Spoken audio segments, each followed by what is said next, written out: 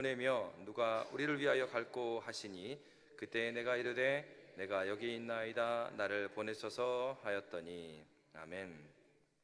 오늘 본문은 이렇게 시작하고 있습니다. 우시야 왕이 죽던 해에 라고 시작되고 있습니다. 여러분, 우시야 왕은 이스라엘에게 있어서 굉장히 좋은 왕이었습니다. 그리고 재능이 있었고 능력이 있었던 왕이에요. 우시야 때 이스라엘은 다시 부흥하는 경제적으로나 여러 가지 면에서 부강해지는 것을 경험했습니다. 그런데 그 왕이 죽은 것입니다. 여러분, 이것은 국가의 큰 위기였습니다. 우시야 왕이 죽던 해에, 이렇게 본문을 시작하면서 성경은 바로 이사야 6장이 이사야가 하나님을 만났고 또 하나님께서 이사야를 소명을 주시고 부른 장으로 우리에게 소개하고 있습니다.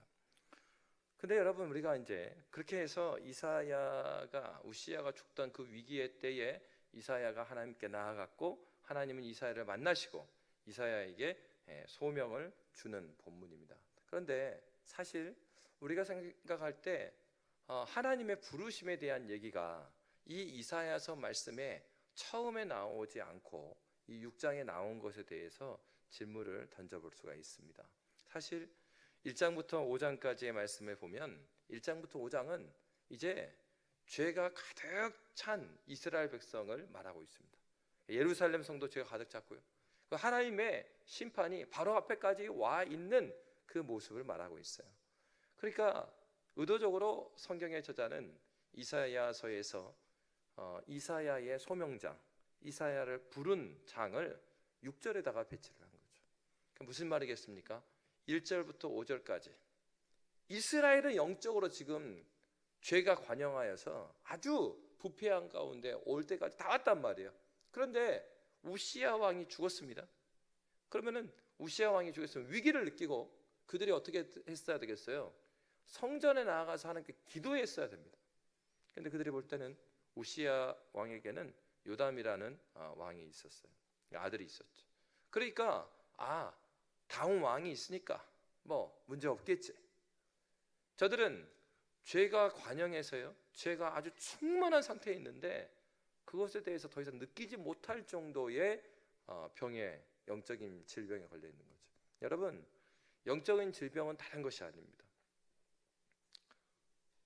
내가 예배에 나옴에도 불구하고 더 이상 하나님께서 나에게 말씀하시는 것이 없는 것이 한참이 된 거예요. 그렇게 해서 어떻습니까? 예배는 드리는데, 기도를 드리는데 하나님과의 진실된 만남이 없음에도 불구하고 나 요즘 이상해, 내 말씀이 안 들리고 또 기도가 잘 안 돼. 그런데 어떻게 되겠어요? 그럼 누가 그렇게 이야기하면은 그럼 우리 같이 기도하자. 그래서 말씀을 다시 상기하고 그래야 될 텐데 어떻게 하냐면 나도 그랬어, 다 그런 것이요, 그럼 뭐 교회 다니면 다 그래. 여러분, 영적인 위기는 언제 있냐면 내 그 신앙생활에요 특별히 잘못한 게 하나도 없어요. 그런데 내가 예배에 나옴에도, 내가 기도에 나옴에도 더 이상 하나님 말씀이 들리지 않는 것이에요. 이게 영적인 위기예요. 내가 아픈데도 내가 어디 아픈지를 모르는 거예요. 지금 이스라엘의 상태가 그거란 말이에요. 자신들이 이제 죄가 관영해서 하나님께서 언약하신 대로 하나님의 심판의 칼이 이 앞에 있는데 그걸 못 느끼는 거예요. 여러분의 기도해야 될 것은 그것입니다. 하나님, 우리가 하나님 앞에서 주님 앞에 정말 간절하게 민감하게 살아있어가지고 이 작은 죄 앞에서도 주님께 간절히 나아가는 영적인 민감함, 영적인 깨어있음을 우리에게 허락하여 주시옵소서. 살아있다라는 것은 하나님의 그 마음 가운데 가까이가 있는 것이죠. 바로 그렇습니다, 여러분. 그래서 오늘 보면 어떻게 됐어요? 이렇게 우시야 왕이 죽던 해에 누가 성전에 올라가서 기도하고 있었어요? 이사야가 성전에 올라가 기도하고 있었어요. 여러분, 그렇습니다. 우리가 기억해야 될 것은 바로 성경은 지금 뭘 소개하고 있습니까? 이스라엘의 무엇으로 사느냐, 사는 방법에 대해서 이야기를 해주고 있는 거예요. 오늘날 영적 이스라엘이죠. 우리가 지금 저희 나라에 있는 이 나라 이스라엘 말하는 게 아니라 하나님 백성에 대한 얘기를 하고 있는 거예요. 우리는 하나님 나라의 백성이에요. 그럼 하나님 나라의 백성은 무엇으로 살 수 있는가? 그럼 바로 오늘 본문에 뭐예요? 성전에 올라가야 되는 거예요. 그러니까 오늘날 성전은 우리죠. 우리 안에 누가 거하십니까? 성령께서 거하시고 하나님께서 우리와 함께 하셔요. 그 하나님께 만나는 공적인 은혜의 수단 가운데 우리가 나올 때 우리는 산다 이거예요. 첫 번째 기해야 될 것은 여러분, 살려면, 우리가 살아 있으려면 하나님께 나와야 된다는 사실을 기억하시기 바랍니다. 여러분, 이제 특별 새벽기도가 있어요. 그리고 예배가 있습니다. 여러분, 하나님께서 주시는 이 은혜의 수단을 가볍게 넘기시면 안 됩니다. 항상 우리에게 은혜의 해가 있을 것은 아니에요. 그때가 언제인지 모르지만 우리는 항상 깨어서 기도해야 됩니다. 그러면 이 이사야 6장 1절에서 8절에서 6장 1절에서 8절에서 우리에게 주고 있는 참으로 살아있는 예배자, 하나님께 나아가서 하나님으로 말미암은 사는 사람들은 어떤 태도를 가지고 있는가? 오늘 본문은 첫째로 절망 가운데, 환경 가운데 이사야라도, 그죠? 모두가 그런 건 아니었어요. 그러나 깨어있는 사람이 있었어요. 어떻게 깨어있는 사람이요? 하나님을 바라봐야 산다는 것을 아는 사람이 있었습니다. 저와 여러분이 하나님을 바라봄으로 사는 믿음의 사람 되시기를 주의 이름으로 축복합니다. 자, 옆에 있는 분들하고 인사하십시오. 하나님만 바라보십시다. 예, 지금이 그때예요. 하나님만 바라볼 때입니다. 바로 우시아의 죽은 때, 위기 때에 이사야는 어디에 있었어요? 성전에 있었습니다. 여러분, 두 번째로는 오늘 본문에 보니까 1절 말씀에 보면 이렇게 되어 있습니다. 우리 1절 말씀 함께 읽도록 하겠습니다. 우시아 왕이 죽던 해에 내가 본즉 주께서 높이 들린 보좌에 앉으셨는데 그의 옷자락은 성전에 가득하였고, 이렇게 되어 있습니다. 여러분, 성전에 갔어요. 절망스러운 환경이에요. 이사야는 알고 있었어요.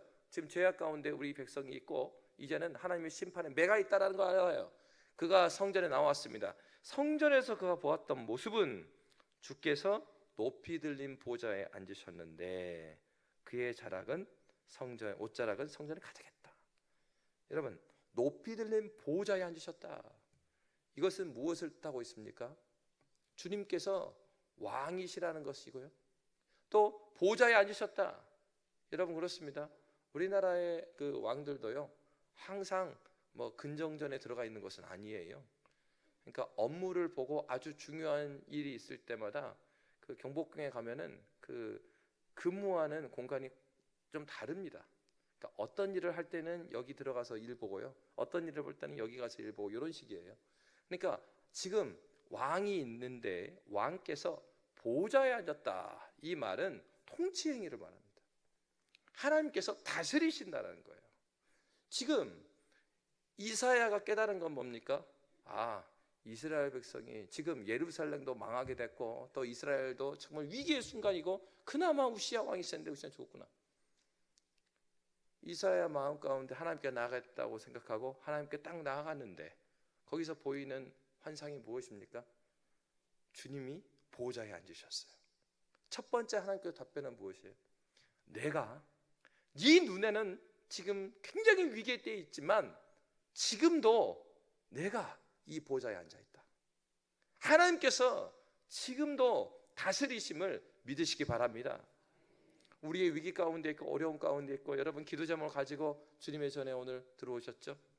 우리가 기도 제목을 가지고 나왔을 때 기억해야 될 건 그거예요. 여전히 우리 하나님께서 내 눈에 보이는 내가 넘을 수 없을 만한 그런 문제까지도 주님께서 다스림 가운데 있다는 사실이에요. 그러므로 시험이 오나 겁없네, 기쁨의 주가 되시는 예수를 의지합시다. 예수를 의지할 때 우리는 살아나는 거죠. 바로 그 사실을 이사야에게 하나님께서 그 환상을 통해서, 그러니까 앉아 계시는 모습을 통해서, 통치하는 모습을 통해서 보여주고 계시는 겁니다. 여러분, 하나님께서는 여전히 우리를 다스리고 계시고 우리를 붙들고 계심을 기억하시기 바랍니다. 세 번째로는 바로 이때에 그렇게 보좌에 앉으셨고 그 옷자락이 충만해요. 그리고 스랍이라는 천사들이 이렇게 하나님을 옆에서 찬양합니다. 그러면 거룩 거룩 거룩하다 만군의 여호와여, 그의 영광이 온 땅에 충만하다. 옷자락이 성전에 충만했어요. 근데 천사가 뭐라고 말해요? 이 성전에만 충만한 게 아니고 그의 거룩하심이 어디에도 충만하다고요? 온 땅에 충만하다. 그의 영광이 온 땅에. 다시 말하면 하나님의 다스리심이 이 성전에서만 머물러 있는 것이 아니라 하나님의 다스림은 너희의 모든 삶 가운데 온 땅에 충만한 하나님이심을 믿으시기 바랍니다. 눈으로 보았어요. 귀로 들었어요. 하나님께서 충만하게 다스리신 걸 보여주셨습니다. 바로 그때 충만한 하나님의 거룩하신 하나님 앞에 선 이사야의 태도는 무엇이었습니까? 오늘 본문에 보면 5절, 6절 말씀에 이렇게 되어 있어요. 우리 5절, 6절 말씀 함께 읽도록 하겠습니다. 그때 내가 말하되 화로다 나여 망하게 되었도다. 나는 입술이 부정한 사람이요 나는 입술이 부정한 백성 중에 거주하면서 만군의 여호와이신 왕을 배웠음이로다 하였더라. 예, 여기까지요. 화로다 나여 망하게 되었다 이렇게 했어요. 여러분 참 이상하지 않습니까? 이사야의 이 모습은 어떤 모습하고 비슷하냐면 베드로가요 그 밤새도록 고기를 못 잡았을 때 예수님께서 베드로한테 뭐라고 그래요? 저기 가서 어디다가 금을 던지라고요? 깊은 곳에다 금을 던져라. 베드로가 순종해서 금을 던졌습니다. 그리고 나서 만선을 하고 돌아와요. 그러면서 베드로가 한다는 얘기가 뭐라고 그랬어요? 와 주님, 야 고기를 못 잡아갖고 걱정했는데 너 만선이네 만선. 어이구 좋아라 그랬어요. 만선했는데 베드로가 한다는 얘기가 예수님 앞에서 주여 나는 죄인입니다. 나를 떠나시옵소서. 왜 그랬을까요? 아니 만선했는데 근데 왜 나는 죄인이라고 주를 떠나라고 그래요? 여러분 참으로 하나님을 만나게 되면요 때로는 우리가 마음이 괴로워서 하나님께 나올 때 많이 있습니다. 때로는 관계 문제 때문에 내가 잘못한 것도 아닌데 내가 억울한 것 같고 그리고 내가 손해보는 것 같고 우라통이 터지지만 하소연할 데 없고 하나님께 나와서 막 부르짖습니다. 그런데요 이사야가 그럴 거 아니에요. 이사야는 그래도 정신 차리고 하나님만 살 길이다 하고 나온 사람 아니에요. 근데 백성들은 안 돌아오고 있잖아요. 나라 망하게 생겼는데 하나님께 막 기도하고 있는데요 하나님께서 하나님의 거룩하심을 보여주시는 거예요. 이건 뭘 보여주냐면 하나님의 하나님 되심을 만나게 되면은 우리의 모습은 어떻습니까? 우리의 진짜 모습을 알게 되는 거예요. 그러니까 이거 같아요. 예전에 캄보디아에서 그 아울렛을 갔다가 선교를 하고 돌아왔어요. 그리고 그 다음 주에 이제 여름 수련회가 있었단 말이에요. 그 여름 수련회 그 강사분이 미국에서 오셔가지고 그 제가 차로 모시러 갔어요. 그래서 차에 딱 뒤에 타셨습니다. 그리고 나서 이제 제가 운전해서 쭉 가는데 제가 운전하고 가는데 지난주에 캄보디아 푸놈펜에서 시내에서 운전했던 기억이 딱 나는 거예요. 신호등이 있는데 신호등이 바뀔 때 차가 이제 우회전해서 다 가는데요. 가만 보니까 신호등이 진짜 신호등은 아니에요. 신호등이 초록색으로 바뀌었어요. 그러니까 차들이 막 갑니다. 근데 차들과 함께 마치 무슨 그 잉어들이 잉어 밥을 주면은 밥 먹으려고 잉어가 막 따라오잖아요. 그런 것처럼 이 버스가 쫙 우회전해서 가는데 그 옆에 오토바이들이 수도 없이 붙어가고 같이 막 가는 거예요. 근데 그걸 가다가 빨간불 바뀌었어요. 근데 안 멈춥니다. 계속해서 가요. 오토바이들. 중간에 이 경찰이 끊을 때까지 계속 와요. 이제 지난주에는 그곳에 있다가 이번 주에 한국에서 딱 가는데 앞에 있는 차가 학교 앞에서 횡단보도 줄을 딱 맞춰갖고 그 앞에서 멈추는 거예요. 제가 그 뒤에 이제 운전하는데 와 그런 거 보면서 제가 야 한국 정말 교통을 잘 지키네요. 예, 뒤에 이제 강사분이 앉아 계시는데 그리고 이제 딱 지나갔습니다. 근데 뒤에 강사 목사님이 하신 얘기가 제 눈에는 한국 아직도 멀었는데요. 예. 그러니까 우리 눈에 볼 때는 야, 이 동남아에 비해서 우리나라가 정말 젠틀하게 운전하구나. 근데 이번에 이제 한국 들어와서 깜짝 놀랐다는 게 운전을 너무 심하게 한다는 거예요. 여러분, 우리가 남들보다 내가 낫고, 남들보다 내가 의롭고, 남들보다 내가 더 신앙생활 열심히 하고는요, 우리 안에서요, 우리끼리의 상대적인 거예요. 예수의 은혜 가운데 산다라는 것은 옆에 있는 사람보다 덜 죄를 지면 사는 게 아니에요. 어떻게 살 수 있습니까?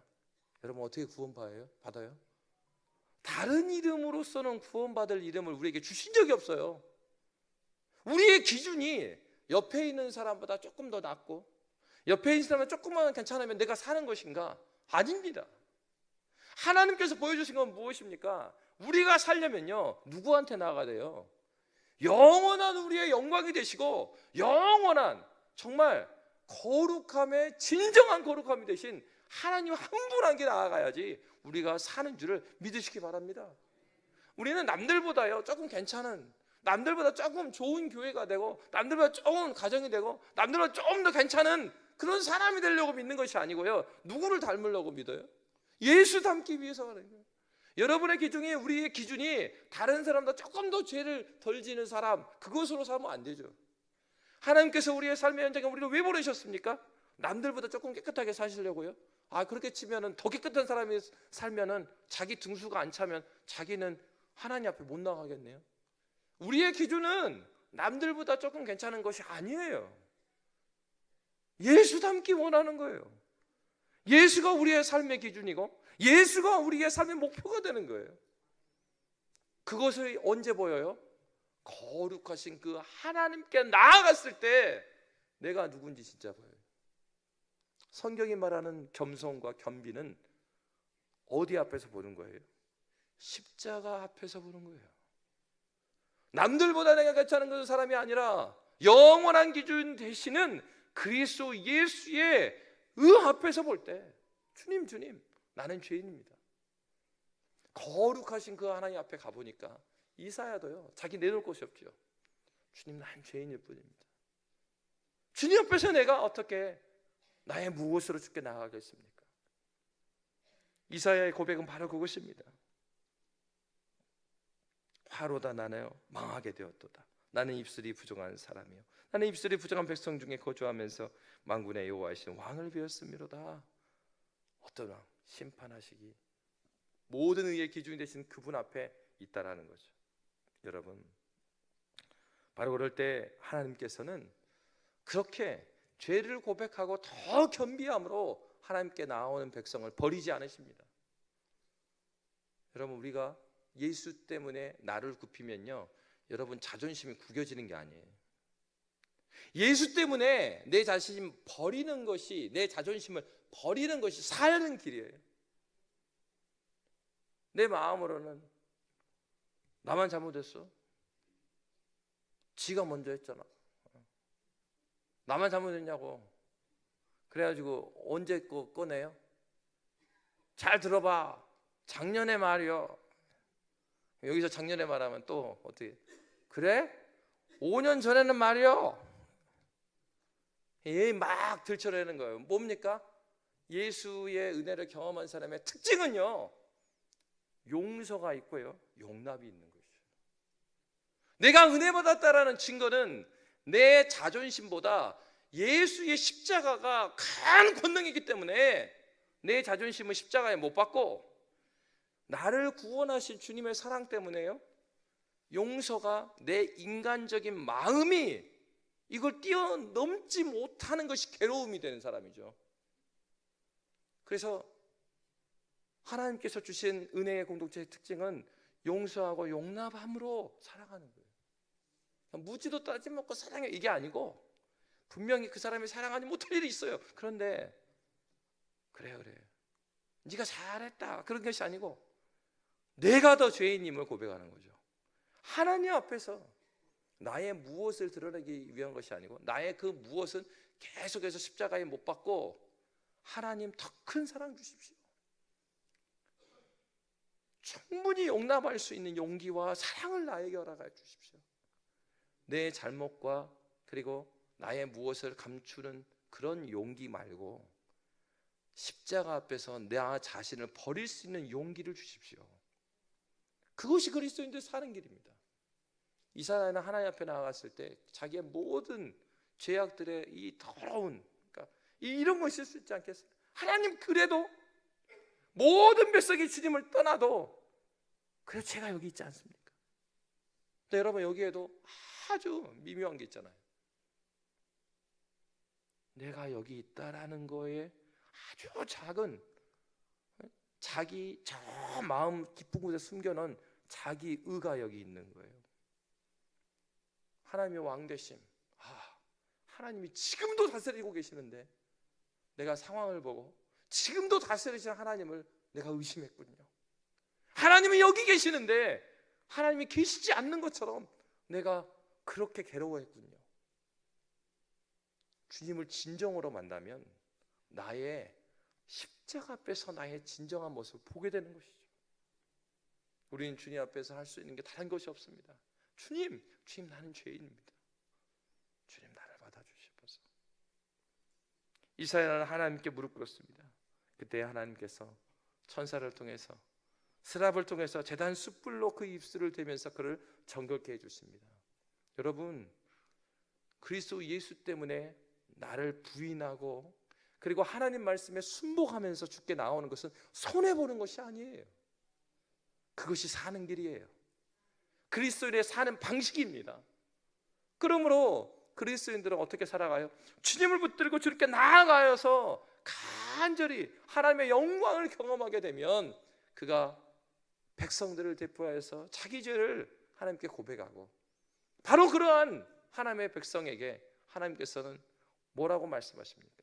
오늘 말씀에 회개하고 주님께 나오는 그 이사야, 제단 숯불로 그의 모든 죄를 사하시면서 주님이 물으셔요.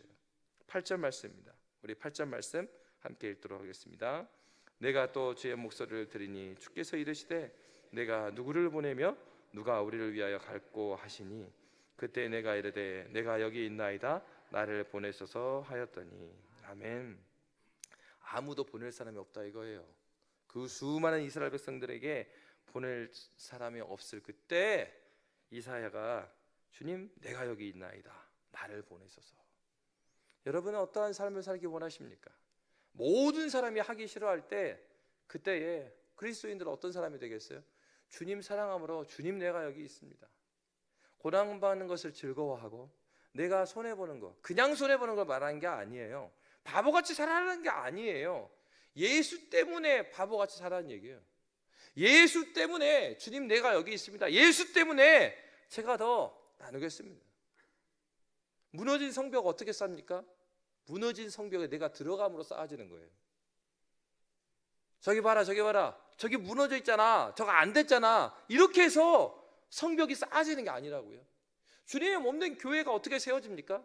이름도 없이 빛도 없이 그 보이는 거 자기한테는 보여요. 다른 사람한테 안 보여. 왜 그럴까요? 왜 자기한테 보일까요? 네가 하라고. 그 눈을 자기한테 줬잖아요. 자기한테 줬으면 주님 그렇군요, 저에게 보여주셨군요. 그 하나님께 보여주신 것에 나를, 그 무너진 성벽에 나를 집어넣는 거예요. 교회가 살고 우리가 여기까지 신앙생활을 왔던 이유는요, 그런 수많은 사람들, 믿음의 선배들이 있었으니까요. 교회가 어려움이 있을 때, 기도하는 사람이 없을 때, 아멘 기도하는 사람 없어잉, 남 탓하는 게 아니라 기도하는 사람 없으니까 내가 나와서 기도하는 거죠. 그래서 주님 제가 나오지 못한 아무개 목까지 더 기도합니다. 주님 붙듭니다. 주님께서는 어떤 사람을 통해서 일하십니까? 이사야처럼 하나님의 하나님 되심을 믿고 하나님께 나와서 주님 내가 여기 있습니다, 나를 보내소서. 예수를 진정으로 만난 사람의 특징은 무엇이 있어요? 자원함이 있습니다. 여러분 연말이 왔어요. 한 해도 벌써 지나갔어요. 11월 12월이에요 여러분 한 해 동안에 하나님께서 여러분에게 맡겨주신 일들 가운데 여러분은 어떻게 섬겨 오셨습니까? 교회에 섬길 영역들이 많이 있다면 여러분은 어떻게 섬기고 하나님께 나아가셨습니까? 하나님이 우리를 향한 하나님의 행하신 일들을 볼 때 우리는 하나님 앞에 주님 저 이만큼 했잖아요, 이게 할 말이 없어요. 우리는 더욱더 주님 정말 이 한 해 동안 하나님께 고백할 것은 주님, 내가 죄인입니다. 내가 주님께 나아가지 못했습니다. 그러나 거기에 주저앉는 것이 아니라 주님, 주님을 위하여서 주님 보낼 사람이 필요하시다면, 저 같은 것을 주님께서 쓰시고자 한다면 주님, 내가 여기 있습니다. 나를 써주시옵소서. 나를 보내시옵소서. 주님이 어떤 사람을 원하십니까? 억지로 끌려온 그 섬김, 주님 섬긴 거 아니에요. 주님이 기뻐하시는 사람 누굽니까? 주님의 부르심을 기뻐하는 사람을 기뻐하십니다. 나를 존중히 여기는 자를 내가 존중히 여기리라. 하나님께서는 지금도 찾고 있죠. 어떤 사람을요? 하나님 아버지의 마음이 그 마음 가운데 있는 사람. 그래서 하나님의 시선이 있는 곳에 자기 시선이 있는 사람. 하나님께서 그 잃어버린 양들을 보내고자 하는데 그곳에 보내기를 자원하여 주님, 내가 여기 있습니다. 그래서 주님의 기쁨이 내 기쁨이 되기를 원하는 사람. 저와 여러분이 오늘 밤 함께 기도할 때 주님, 내가 그런 사람 되기 원합니다. 아버지 당신의 마음이 있는 곳에 나의 마음이 있게 하옵소서. 간절히 기도하는 저와 여러분 되시기를 주의 이름으로 축복합니다. 이 시간 찬양 나오셔서 우리 이 찬양하고 함께 기도했으면 좋겠어요. 아버지 당신의 마음이 있는 곳에 나의 마음이 있기를 원해요. 말씀을 생각하시